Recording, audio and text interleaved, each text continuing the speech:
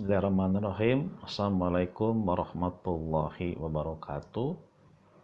Kita bertemu lagi dengan kuliah Ekonomi Makro 2 pada pertemuan ke-9. Kita masih bicarakan tentang defisit anggaran, inflasi, dan balance of payment. Relevan dengan kondisi sekarang, seperti yang saya kirim tulisan saya, di mana pada kondisi pandemi COVID-19, pemerintah Indonesia mengalami defisit anggaran yang cukup besar karena pemerintah harus fokus menangani COVID-19 dan juga bagaimana pendidikan tetap berkembang sehingga belanja untuk Kementerian Kesehatan dan Kementerian Pendidikan meningkat cukup tajam. Sementara target dari pajak penerimaan tidak tercapai, karena ekonomi sedang kontraksi, sehingga ada gap, ada jarak, ada selisih yang cukup besar antara fiscal need, kebutuhan untuk fiskal, untuk belanja, dengan fiscal capacity, kemampuan penerimaan pajak, di mana pemerintah mengeluarkan bond atau obligasi dengan tenor yang cukup panjang 10-40 tahun dengan nilai sekitar 400 triliun. Itulah contoh bahwa pada tahun ini APBN mengalami defisit yang cukup besar, diperkirakan dihitung sebesar 5% dari GDP. Itu adalah angka yang cukup besar yang tentunya memiliki konsekuensi atas pembiayaan-pembiayaan pada masa-masa yang akan datang. Baik, pertemuan kali ini kita akan membahas defisit anggaran dan tingkat suku bunga real. Defisit anggaran adalah selisih antara belanja pemerintah G dan penerimaan dari pajak T. Jadi G minus T adalah defisit anggaran. Kalau sama, balance budget. Kalau G melebihi T adalah defisit budget, budget defisit. Kalau T lebih besar daripada G adalah budget surplus. Dalam kenyataannya, jarang sekali suatu negara mengalami budget surplus, selalu budget defisit. Nah, pembiayaannya menggunakan dari pinjaman atau hutang. Hutang itu harus ada konsekuensinya berupa tingkat suku bunga. Karena bagaimanapun instrumen supaya obligasi itu bisa dibeli oleh masyarakat, maka harus diberikan imbal hasil atau kupon atau bunga. Nah, tentunya bunga juga kita masih ingat terkait dengan pasar uang. Supply demand uang akan menghasilkan keseimbangan jumlah uang yang dipinjamkan dengan tingkat suku bunga. Nah, di sini ada istilah suku bunga real. Dalam ekonomi, setiap harga harus direalkan. Harga barang yang dibeli oleh masyarakat itu baru harga nominal.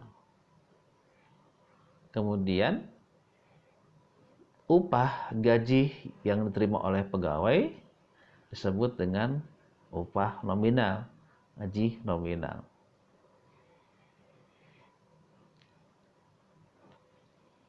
Kita masih ingat dalam kuliah ekonomi makro untuk level PPKU dulu ada istilah GDP real, GDP nominal. Dalam konteks suku bunga juga sama, ada nominal, ada real. Kalau kita pinjam uang ke bank, maka itu adalah suku bunga nominal. Berapa realnya? adalah tinggal kita koreksi dengan tingkat inflasi. Sebagai contoh, kita menyimpan uang di bank dengan bunga setahun adalah 5%. Saya ulangi lagi, misalkan kita menyimpan uang di bank dengan suku bunga 5%. 5% adalah suku bunga nominalnya. Berapa suku bunga realnya? Nah, kalau kita nyimpan uang di bank, kita punya uang tiap bulan sekian persen atas simpanan tersebut,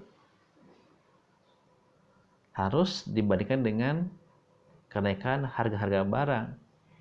Bisa saja uangnya menambah tapi nilainya turun karena harga-harga barang meningkat. Jadi kalau kita nyimpan uang di bank dengan 5%, sementara harga-harganya naik 5%, jadi 0. Uang bertambah 5%, tapi harga juga meningkat 5%. Artinya tidak ada perubahan. Nah, oleh karena itu, suku bunga real adalah secara matematik sama dengan suku bunga nominal dikurangi dengan inflasi. Dalam bahasa ekonomi, suku bunga real adalah suku bunga nominal yang telah dikoreksi dengan tingkat inflasi. Itu adalah suku bunga real. Baik, kembali kepada tema defisit anggaran. Berarti kita bayangkan negara itu mengalami kekurangan biaya, kekurangan dana, kekurangan anggaran untuk memenuhi belanjanya G-nya. Agar gap tersebut itu bisa ditutupi, maka pemerintah akan mengeluarkan surat hutang atau obligasi. Sama halnya dengan kehidupan kita sehari-hari. Kalau sesuatu rumah tangga itu butuh dana cukup besar, sementara pendapatannya tidak cukup, maka salah satu cara adalah kita meminjam uang. Baik itu pinjamnya nanti ke bank atau ke pihak lain, atau saja disebut dengan pinjaman. Karena pinjam dalam konteks ekonomi selalu ada konsekuensinya, yaitu adanya suku bunga. Karena kita pernah belajar dalam ekonomi fungsi uang, ya, di mana ada istilahnya opportunity cost, ada biaya imbangan. Sama dengan kita meminjam uang, maka kita harus membayar cicilan dan tingkat suku bunganya sebagai bentuk opportunity cost pemilik uang. Nah, ketika defisit tersebut dibiayai dari pinjaman masyarakat, artinya masyarakat membeli obligasi yang diterbitkan oleh pemerintah.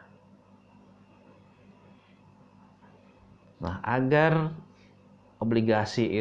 surat obligasi itu dibeli oleh masyarakat, tentunya masyarakat mengalihkan asetnya dari cash, dari tunai yang dia miliki atau aset lain, dikonversi ke aset berupa obligasi pemerintah. Agar ada insentif, maka pemerintah memberikan suatu yang disebut dengan imbal hasil kupon atau suku bunga. Jadi kita bisa paham bahwa defisit anggaran yang dibiayai dari pinjaman maka akan menaikkan suku bunga pinjaman tersebut. Nah, yang menarik adalah ketika pemerintah membiayai defisit tersebut dengan pinjaman, maka ada tekanan terhadap belanja pemerintah yang akan datang, di mana setiap tahun harus ada pos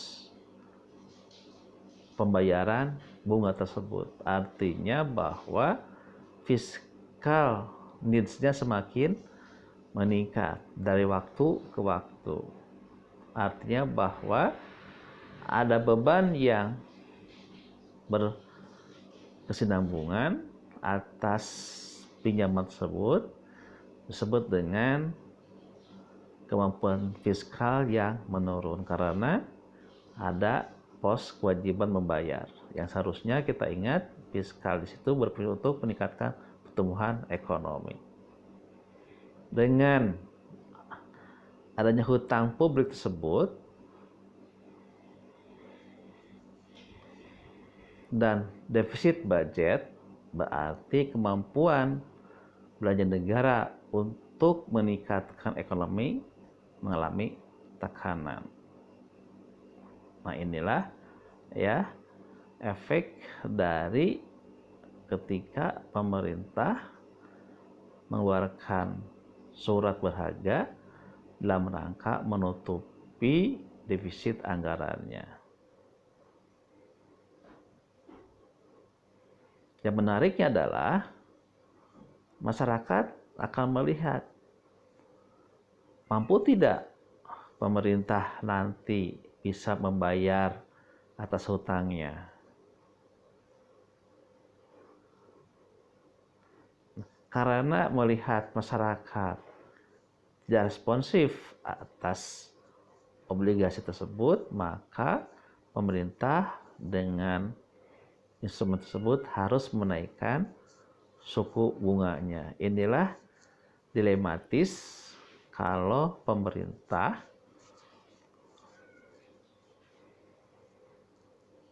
mengeluarkan surat obligasi ketika terjadi respon positif dari masyarakat atas kesinambungan fiskal yang dihadapi oleh pemerintah.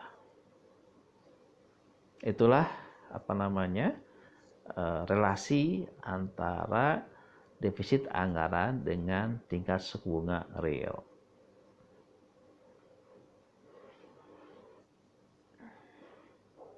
Baik, ya. Nah, sekarang kita bayangkan defisit anggaran yang dihadapi pemerintah, kemudian pemerintah itu menjual obligasi, dan obligasi itu dibeli oleh masyarakat. Nah, masyarakat sekarang memiliki pilihan apakah akan pegang tunai, beli obligasi, atau memindahkan tabungan untuk membeli obligasi tersebut. Nah, saya bertanya, faktor apa yang mendorong masyarakat itu memindahkan asetnya dari tabungan ke surat berharga pemerintah obligasi?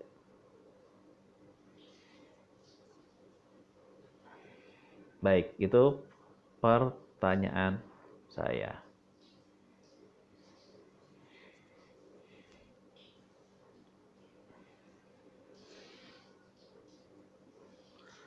Bagaimana efek defisit anggaran terhadap tabungan yang dimiliki oleh masyarakat dapat dijelaskan dengan dua channel, dua saluran, dua transmisi. Satu adalah melalui yang disebut dengan DI, disposable income. Masih ingat dalam kuliah ekonomi makro, disposable income adalah jumlah uang yang siap dibelanjakan. Apa rumusnya? DI sama dengan Y dikurangi T. DI sama dengan Y dikurangi T. Y adalah income, T adalah pajak. Jadi masyarakat mendapatkan penerimaan pendapatan, maka yang bersangkutan harus membayar pajaknya dahulu sebagai kewajiban warga negara. Sisanya disebut dengan disposable income. Nah, D ini akan dialokasikan oleh masyarakat. Kemana?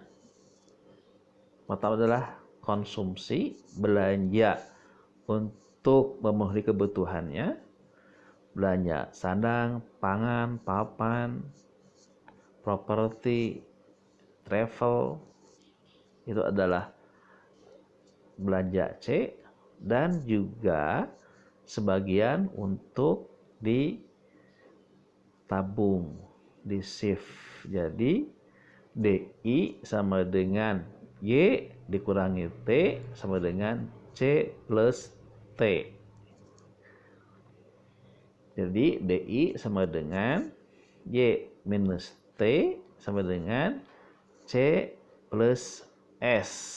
Jadi jumlah uang yang dimiliki oleh suatu rumah tangga setelah dikeluarkan pajaknya, maka uang tersebut akan digunakan untuk belanja saat ini T atau belanja T plus 1.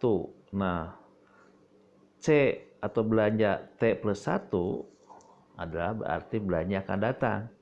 Sebut dengan tabungan. Gitu. Yang kedua adalah melalui jalur tingkat suku bunga real. Jadi karena tabungan itu adalah bentuk aset yang dimiliki oleh masyarakat yang disimpan di lembaga keuangan, maka tentunya ada opportunity cost yang dihadapi oleh saver, si penabung tersebut atau masyarakat yang menabung. Maka pihak lembaga keuangan akan memberikan insentif berupa suku bunga nominal. Ingat, bunga yang diberikan oleh lembaga keuangan adalah suku bunga nominal. Seorang penabung harus berpikir lagi, berapa nilai dari uang yang diterima atas bunga tersebut. Apakah cukup tidak untuk belanja misalkan atas barang-barang? Maka harus memperhatikan tingkat inflasinya.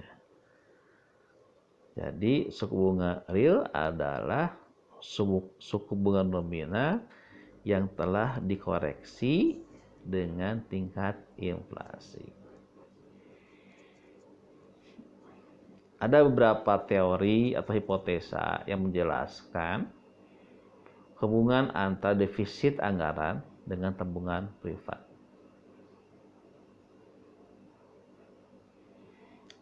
Keynesian adalah bapak ilmu ekonomi yang sangat terkenal. Masyarakat akan meningkatkan belanjanya. Ada spending yang meningkat. Kapan? Ketika pemerintah menurunkan pajak. Bisa dibaca dari tulisan saya, stimulus fiskal adalah dengan menurunkan tarif pajaknya. Kenapa? Karena dengan pajaknya turun, DI meningkat, maka C juga akan meningkat. C meningkat, menggerakkan perekonomian. C meningkat, belanja masyarakat meningkat. meningkat belanja masyarakat akan mendrive perusahaan memproduksi banyak produknya. Maka terjadilah pergerakan simultan. C meningkat, I meningkat. Nah, ketika C meningkat berarti ada di situ pajak tambahan nilai. I meningkat membutuhkan banyak tenaga kerja. Nah, kerja itu mendapatkan upah atau gaji. Dengan demikian, kerja atau pekerja mendapatkan tambahan penghasilan. Muncullah pajak penghasilan. Jumlah dari pajak PPN dan pajak penghasilan akan meningkatkan belanja pemerintah. G namanya. Maka C meningkat, I meningkat, G juga akan meningkat. 3, I terus meningkat karena demand tinggi, maka tentunya akan ada kelebihan supply dan akan diekspor. Ekspor maka akan meningkatkan neraca perdagangan, dan demikian NX akan meningkat. NS meningkat, G meningkat, I meningkat, C meningkat, maka J juga akan meningkat. Dan demikian akan ada pergerakan ekonomi yang positif. Atau dengan pajak yang turun, maka akan menggerakkan ekonomi secara keseluruhan. Itu adalah Keynesian. Milton Friedman punya dugaan konsumen meningkatkan pengeluarannya. Bayangkan, rumah tangga akan belanja terus jika terjadi pendapatan yang terus-menerus naik. Logis kan ya? Rumah tangga akan terus belanja jika ada peningkatan pendapatannya. Bisa dari gaji, bisa dari upah, bisa dari profit kalau yang memiliki perusahaan. Sehingga ada tambahan pendapatan, maka C juga akan meningkat. Ingat, kita ada rumus MPC.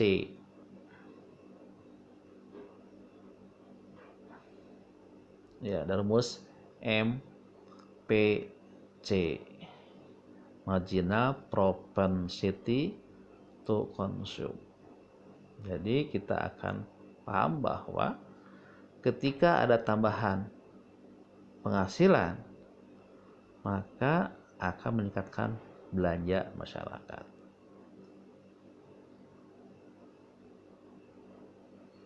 Sebaliknya, jika ada penurunan pajak temporer, jadi tiba-tiba saja pemerintah menurunkan tarifnya,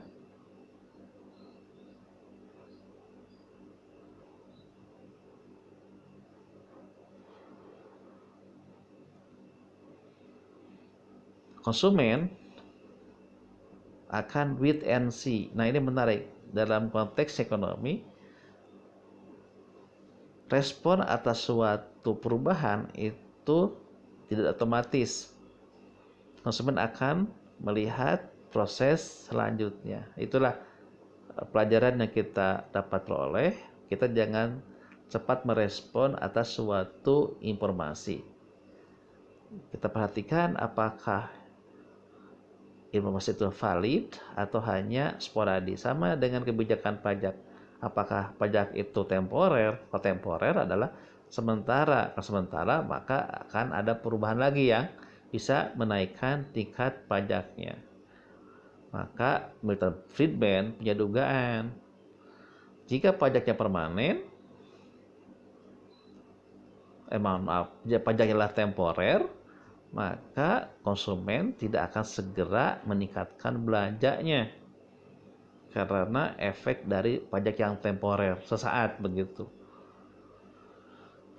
Walaupun kita tahu dari perhitungan matematika, DI sama dengan Y minus T. Jadi kalau secara matematik T turun, Y-nya konstan, apalagi Y naik, maka D juga akan naik. Harapannya jika D naik, C juga akan naik. Tapi ingat, Friedman punya hipotesa jika pajaknya temporer. Artinya pajaknya itu adalah turunnya sesaat. Mungkin 2-3 bulan lagi ada kebijakan baru pajak kembali kepada tarif yang normal. Maka konsumen akan wait and see, tidak akan cepat menaikkan belanjanya. Itulah hipotesa dari Milton Friedman.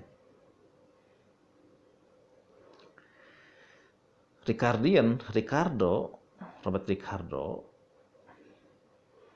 punya argumen yang berbeda dengan Keynesian dan dengan Milton Friedman.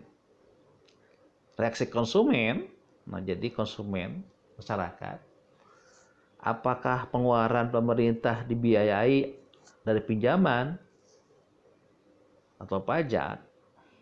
Ini begini, pemerintah bisa saja membiayai defisit anggaran dengan meningkatkan pinjaman, artinya nanti ada tambahan uang dari masyarakat atas surat berharga, atau pemerintah menekan pajak.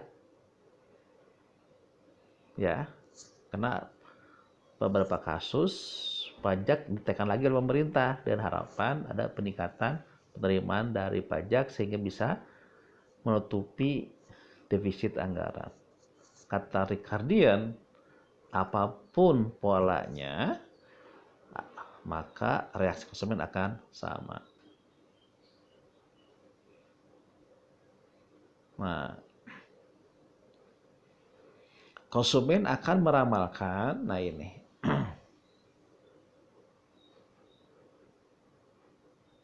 konsumen akan meramalkan bahwa pemotongan pajak saat ini sebagai bentuk pembiayaan defisit anggaran atau pinjaman pasti akan meningkatkan pajak waktu yang akan datang. Perlu saya garis bawahi bahwa kasus di Amerika Serikat dulu pada zamannya presiden sebelum Bush Junior, Amerika Serikat mengalami defisit anggaran. Kemudian Joseph Stiglitz, peraih Nobel, sebagai tim ekonominya mengusulkan agar pemerintah Amerika Serikat menurunkan tarif pajak penghasilannya. Jadi sepertinya nggak logis ya, pajak sebagai instrumen untuk mendapatkan penerimaan, malah pada defisit anggaran pajak itu diturunkan. Nah, kembali kepada pendekatan psikologis. Ketika masyarakat merasakan adanya tarif pajak yang turun, maka ada peningkatan DI. DI meningkat, C meningkat, I meningkat. Dengan C meningkat, I meningkat, pemerintah mendapatkan pajak, penerimaan pajak. Nah, dana tersebut untuk menutupi defisit anggaran. Itu yang dialami oleh Amerika Serikat dan terbukti berhasil. Nah, kembali kepada Ricardian.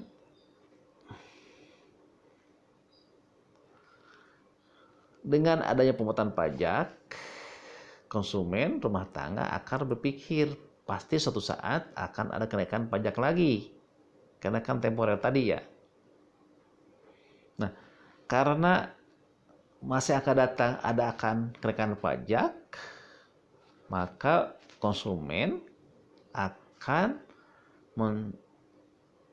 mengalihkan asetnya, dananya ke instrumen, ke produk tabungan. Kenapa? Karena akan ada pajak yang akan dikenakan pemerintah pada waktu yang akan datang. Nah, ini adalah konsep atau teori-teori yang dikemukakan oleh para ahli ekonomi makro atas respon terhadap defisit anggaran yang berdampak terhadap pola alokasi rumah tangga, apakah akan menabung atau tidak menampung.